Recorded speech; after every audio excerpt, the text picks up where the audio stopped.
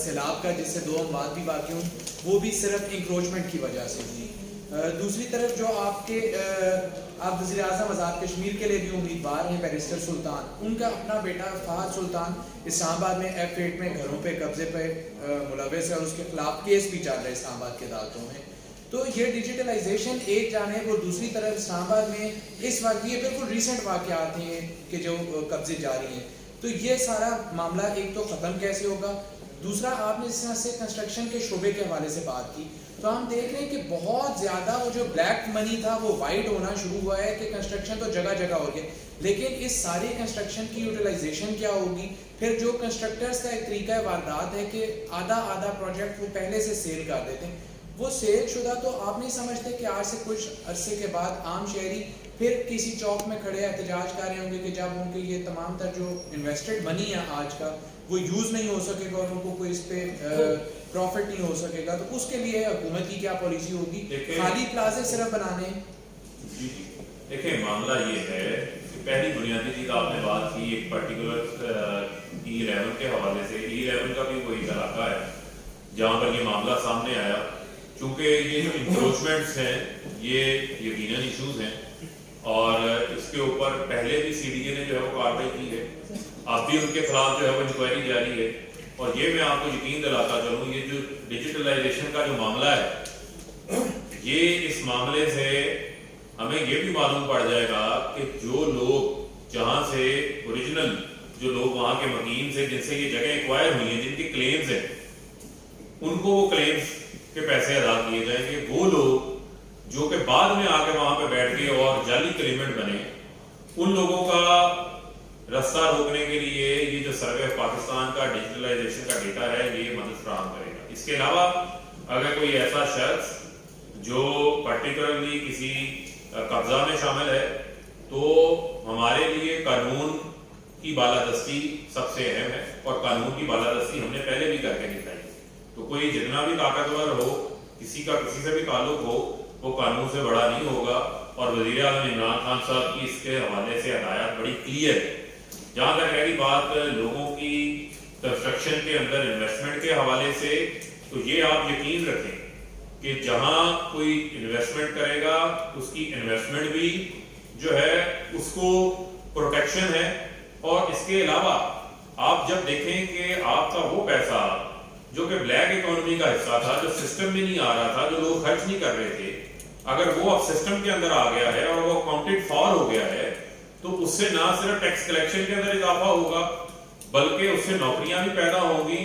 اور اس سے جو ہماری اکانومی کا پہیہ ہے یہ بڑی تیزی سے چلے گا اور ویلتھ کریشن اس کے ساتھ جو ہے وہ بہت بڑی تعداد میں ہے. خالد صاحب منسٹر صاحب ایک عام آدمی کو گورنمنٹ کی اسکیم میں جانے کے لیے گھروں میں جانے کے لیے کنسٹرکشن کے لیے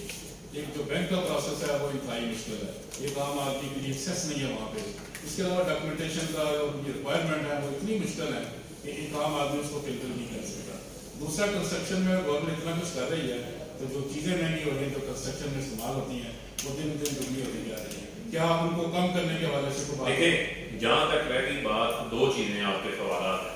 ایک ہے سسٹم میں آسانی. پہلی بات تو یہ آپ کے ذہن میں ہونی چاہیے کہ ہمارے بینکس جو ہیں وہ تو خوش سے کہ ہم یا تو کارپوریٹ سیکٹر کو لون دیں یا آپ حکومت کو لون دیں. وہ 14% کے اوپر شارٹ ٹرم کے اوپر 1000 لون لے لیا کرتے تھے. تو اب پہلی بار ان کو پابند بنایا گیا 5% آف ٹوٹل لینڈنگ انہوں نے دینی ہے. جو نہیں کرے گا اس کے اوپر اسٹیٹ بینک نے فائن جو ہے وہ ان کو لگائیں گے تاکہ بینکس کو تیار کیا گیا. دوسرا فورکلوجر لاس کا مسئلہ تھا کہ بینکس کو اگر کوئی قرض دیتے تھے کوئی پراپرٹی مارگیج ہوتی تھی تو 15-20 سال بینکنگ کورٹس میں کیسز چلتے تھے اور ڈسپوز آف نہیں ہوتی تھی. وہ ایک ان کا اپریہینشن خدشہ تھا. اس کو فورکلوجر لاس عدالتوں کا لاہور ہائی کورٹ کا سپریم کورٹ کا شکریہ جنہوں نے اس کے اندر مدد کی اور ان لاس کو جو ہے وہ کلیئر کرنے کے اندر ایک اہم فیصلہ جاری کیا. اس سے انکریجمنٹ ہوئی. اب جو ہے پرائم منسٹر صاحب کی ہی ہدایت کے اوپر آپ نے درست نشاندہی کی کہ بینکس کا ایک جو پروسیس ہے وہ بڑا ایک ایسا پروسیس ہے جو جس لوگوں کو ہم ٹارگیٹ کر رہے ہیں اس کے لیے وہ مشکل تھا. تو ان کے لیے 1 پیجر فارم جو ہے کم لاگت والے گھروں کے لیے درخواست کا وہ تیار کر دیا گیا ہے. اس پہ میں اگین کریڈٹ دینا چاہتا ہوں گورنر اسٹیٹ بینک کو اور جو جنرل حیدر ہیں ہمارے نیا پاکستان ہاؤسنگ اتھارٹی کے،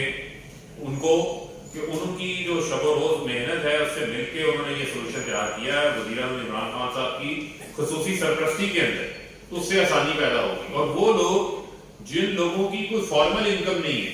فارمل انکم سے مراد یہ ہے کہ جن کے پاس سیلری سلپ نہیں ہے، سرکاری ملازم نہیں ہے، یا ایسے کسی پرائیویٹ سیکٹر میں کام نہیں کر رہے جہاں پر ان کی تنخواہ بینک کے اندر آتی ہے اور وہ ٹیکس بھی کٹتا ہے، وہ لوگ جن کے پاس اینٹین ہولڈر نہیں ہے یا جن کی انفارمل انکم ہے، کوئی دیہڑی دار طبقہ ہے، کوئی ایسا شخص ہے جو چھوٹا موٹا کاروبار کرتا ہے، ان کے لیے بھی آسانی کی گئی ہے ان کی انکم کیلکولیٹ کرنے کے لیے. ان کا بجلی کا بل دیکھ کر، گیس کا بل دیکھ کر، ٹیلی فون کا بل دیکھ کر، ان کی دیگر یوٹیلیٹیز کو دیکھ کر انفارمل انکم کو بھی کیلکولیٹ کیا جائے گا. تو لہذا یہ پاکستان کی تاریخ میں کبھی نہیں ہوا. پوری دنیا کے اندر جو ہے وہ مارکیٹ مارکیٹس موجود ہیں، پوری دنیا میں آپ جاتے ہیں مائکرو فائنینسنگ کے ادارے ہیں، وہ آپ کو چھوٹے قرض دیتے ہیں گھروں کے لیے. اور جو سب سے بڑا منصوبہ جو انشاءاللہ آئندہ آنے والے اگست کے دوسرے ہفتے کے اندر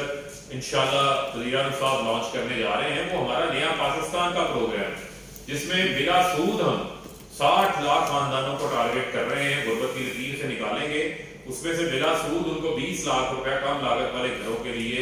ہم جو ہے وہ سرمایہ فراہم کریں گے. تو آپ یہ دیکھیں گے کہ یہ جو آنے والا سال ہے، یہ سال پاکستان کے اندر ایک بھرپور انداز سے نئی طرز کی بزنس ایکٹیویٹی کا سال ہے، روزگار کا سال ہے، اور یہ سال جو ہے وہ عام آدمی کا، غریب آدمی کا غربت سے باہر نکلنے کا سال ہے. جیسے میرے کولیگ خالد صاحب نے سوال کیا جس کا جواب نہیں دیا، دوسرا حصہ وہ یہ تھا کہ عام آدمی کے لیے جس نے قرض نہیں لینا، کوئی سفید پوش گھر بنا جاتا ہے، اینٹ کا ریٹ کہاں پہ پہنچ گیا ہے، سریا کہاں پہ پہنچ گیا ہے، سیمنٹ کہاں پہ پہنچ گیا ہے، وہ تو اس اسکیم سے وہ سامنے پورا کوشچن پڑھ رہے ہیں، وہ اس سے ایک تو فائدہ اٹھا رہے ہیں بلکہ الٹا بلیک میلنگ ہو رہی ہے، عوام کو زیادہ مہنگی چیزیں فراہم کر رہے ہیں. دوسرا کوشچن، آپ چونکہ الیکشن کے جو معاملات ہیں آپ کی پارٹی کے، آپ اس سے منسلک رہے پہلے دن سے اور آپ بڑے اس میں متحرک اور فعال کردار ادا کرتے، تو آج ایک نوٹس دیا الیکشن کمیشن پاکستان نے وزیر اعظم کو انٹر پارٹی الیکشن کے حوالے سے، اس کی تھوڑا سا فرما دیں اگر جو ہٹ کے ہے. جی دیکھیں، جو پہلی آپ نے بات کی بلڈنگ میٹیریلز کے حوالے سے. دیکھیں بنیادی طور کے اوپر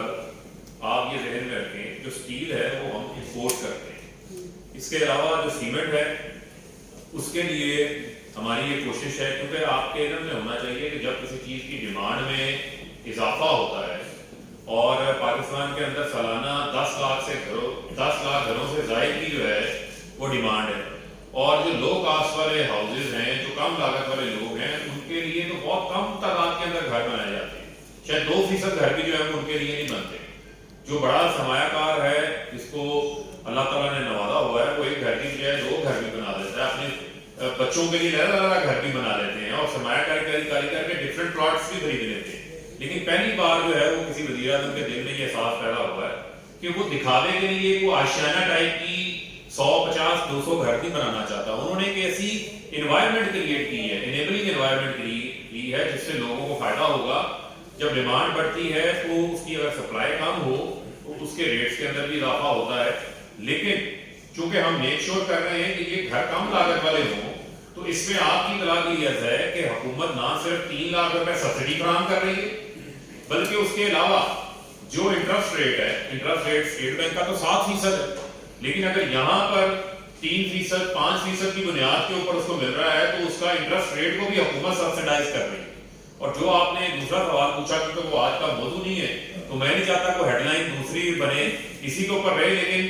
اس پہ صرف میں یہ اتنا کامنٹ کرنا چاہتا ہوں کہ ہم نے پہلے بھی جو ہے وہ انتخابات ہماری ہی جماعت نے کروائے ہیں اس ملک کے اندر. ہم نے ہاتھ اٹھانے والے انتخابات نہیں کروائے، ہمارے لاکھوں ممبرشپ ہوئی، لاکھوں لوگوں نے ووٹ کاسٹ کیے. اور چونکہ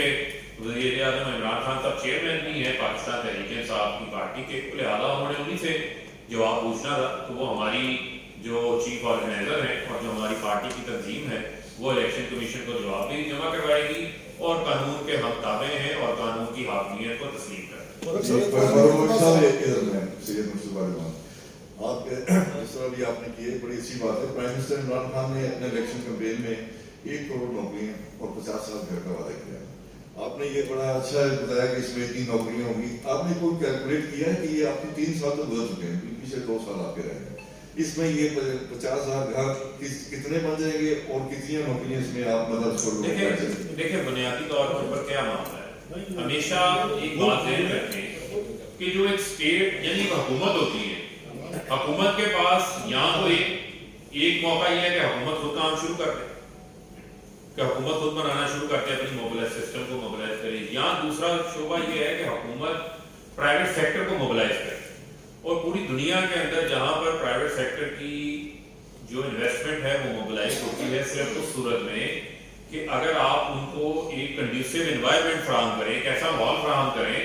جس ماحول کے اندر سرمایہ کار اپنا تحفظ فیل کر سکے, جس ماحول کے اندر ان کے لیے ایسی سہولیات فراہم کی جا سکے جس سے سرمایہ کاری کریں. ہم نے ایک ایسا ماحول بنا دیا ہے جس سے میں نے آپ کو صرف یہ بتایا تھا کہ 248 پروجیکٹس نیا پاکستان ہاؤسنگ ڈیولپمنٹ اتھارٹی کے پاس آئے جو کہ 3 ملین گھروں پہ یعنی 30 لاکھ گھروں کے لیے جو پرائیویٹ سیکٹر صرف بنانا چاہتا ہے. اس کے علاوہ جو اسٹیٹ لینڈ ہے, باقی زمینیں ہیں, ان کے اوپر حکومت بھی پروجیکٹس جو ہے وہ کم لاگت والے انیشیٹ کیے ہوئے, جس طرح NDA شروع کر رہا ہے فیصل آباد کے اندر جو ہے وہ FDA فیصل آباد ڈیولپمنٹ اتھارٹی میں شروع کر رہا ہے, CDA نے شروع کر رکھے ہیں. پہلی اربن کے نام سے جو اسٹیٹ لینڈس تھی, جو سرکاری لینڈس تھی, ان کے اوپر منصوبے شروع کیے گئے ہیں. تو اس کا مقصد یہ ہے کہ لوگوں کو فیسیلیٹیٹ کرنا. اسی طریقے سے جو ہم انڈسٹریلائزیشن کی طرف جا رہے ہیں, اسی طرح جو ہم کنسٹرکشن سیکٹر کو چلا رہے ہیں, اس کا مقصد یہ ہے کہ نوکریوں کے مواقع پیدا ہوں. جیسے جیسے ویلتھ کریشن ہوگی, سرمایہ کاری بڑھے گی, نئی فیکٹریاں لگیں گی, نئے پروجیکٹس آئیں گے کنسٹرکشن کے, نوکریوں کے مواقع بھی اتنی بڑی تعداد کے اندر جو ہے وہ پیدا ہوں. ڈاکٹر صاحب میں ایک سوال کرنا چاہتا ہوں. جی. میں صرف اسلام آباد کی بات کرتا ہوں. یہاں پہ پلازے بن جاتے ہیں, مارکیاں بن جاتی ہیں, لیکن اس کے بعد کہا جاتا ہے کہ جی یہ انلیگل ہے. وہ ادارے تمام کے تمام ادارے جو یہاں پہ موجود ہیں, جن کی مرضی منشا کے مطابق سب کچھ ہوتا ہے, ایسے لوگوں کے خلاف اس حکومت نے ابھی تک سزا اور جزا کے عمل سے کتنے لوگوں کو گزارا ہے. وہ جو کل واقعہ یہاں پہ اسلام آباد میں ہوا, وہ 200 آبی گزرگاہ جو چوڑی 200 فٹ چوڑی تھی 18 فٹ رہ گئی, اس کے بارے میں تھوڑا سا. دیکھیں وہ کہتے ہیں, پھر آپ کہتے ہیں کہ سارے جو ہے وہ ماضی کی طرف چلے جاتے ہیں, تو وہ آپ چیک کریں نا کہ کون سا ایک اسکول ٹیچر تھا, اور اسکول ٹیچر کے بعد جو ہے وہ MNA بنا, اور MNA بننے کے بعد اس نے جو وہاں پر ہاتھ صاف کیے اور کس پارٹی کے سابقہ نائب وزیر اعظم کا ان کے اوپر ہاتھ تھا, وہ کسی سے ڈھکا چھپا نہیں ہے. لیکن کہنے کا مقصد یہ ہے کہ ان سب کی سرکوبی ہوگی. یہ جو میں ڈیجیٹلائزیشن کی بات آپ کو کر رہا ہوں, اس سے اور پرائم منسٹر صاحب گرین ایریاز کے حوالے سے بڑے کنسرن ہیں. وہ یہ نہیں چاہتے کہ شہر ہے حاضر بڑھے, ماسٹر پلانز کے اوپر انہوں نے فوکس کیا ہوا ہے. اسی طریقے سے یہ جو ہمارا نیشنل پارک ہے مارگلہ کا, اس کے اوپر کنسٹرکشن جو ہو رہی ہے, اس کے اوپر پرائم منسٹر صاحب نے بڑی سختی سے اس کے اوپر ہدایات جاری کی ہیں کہ اس کو جو ہے وہ روکا جا سکے, تاکہ ہم اپنے گرین ایریاز کو جو ہے وہ پریزرو کر سکیں, فارسٹ کو ہم اپنے جو ہے وہ پریزرو کر سکیں, ان کو آگے بڑھائیں. تو انشاءاللہ جو آپ کہہ رہے ہیں کہ انلیگل پلازاز اور جن لوگوں نے یہ کام کیے ہیں, جو وائلیشنز کیے ہیں, ان کے خلاف بھی کارروائی ہوگی. اور اسی کے حوالے سے آپ کے علم میں ہوگا کہ جسٹس ریٹائرڈ عظمت شیخ سعید صاحب کے سربراہی کے اندر ایک کمیشن بھی قائم کیا گیا, جس کمیشن کے اندر کوئی ایگزمپشن نہیں ہے. اگر کوئی ایسی ہاؤسنگ سوسائٹی کو ایسی بلڈنگ اگر وہ گرین ایریا کے اندر بنی ہے تو ان کے لیے کسی قسم کی کوئی ایگزمپشن نہیں ہے. لیکن اس کے علاوہ اگر کوئی irregularity ہے, اس کے علاوہ کوئی ایسی وائلیشن ہے, اس وائلیشن کو وہ آئیڈینٹیفائی کریں گے اور اس کے مطابق ان کے اوپر جو ہے وہ جرمانے نافذ کیے جائیں گے, اور ان جرمانوں کی صورت میں سرکار کے خزانے میں پیسے آئیں گے.